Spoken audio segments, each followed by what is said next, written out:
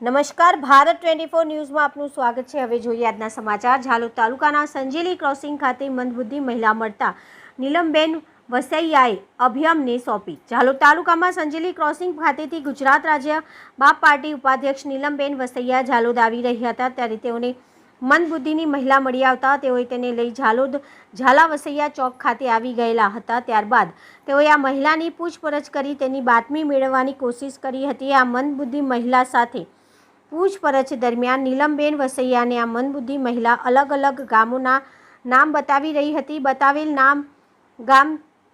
બતાવેલા તમામ ગામોના આગેવાનોનો સંપર્ક કરવાની કોશિશ નીલમબેન વસૈયા દ્વારા કરવામાં આવી રહી હતી, જેથી મહિલાને તેના પરિવારજનો સુધી પહોંચાડી શકાય। ત્યારબાદ મંદબુદ્ધિ મહિલા માટે નીલમબેન વસૈયાએ દાહોદ અભિયમને કોલ કરતા તાત્કાલિક તેઓ સમય મુજબ ઝાલોદ આવી ગયા હતા।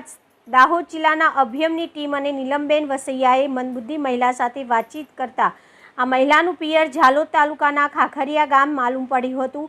ખાખરિયા ગામના સમાજસેવી પ્રીત ડામોર તેમજ ઘોડિયા સરપંચ અવસર અડ સાથે વાતચીત કરતા તેઓએ આ મંદબુદ્ધિબેન ખાખરિયા ગામના માતા ફળિયામાં રહેતા હોવાનું માલુમ પડ્યું હતું।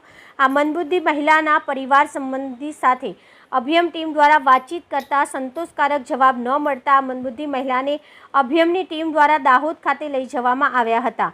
દાહોદની અભિયમની ટીમને કોલ કરતા તુરંત જ ઝાલોદ સમય મુજબ આવી જતા નીલમબેન વસૈયાએ તેઓનો આભાર માની આ મંદબુદ્ધિ મહિલા તેઓને સોંપી દીધી હતી। તાલુકા રિપોર્ટર પંકજભાઈ પંડિત।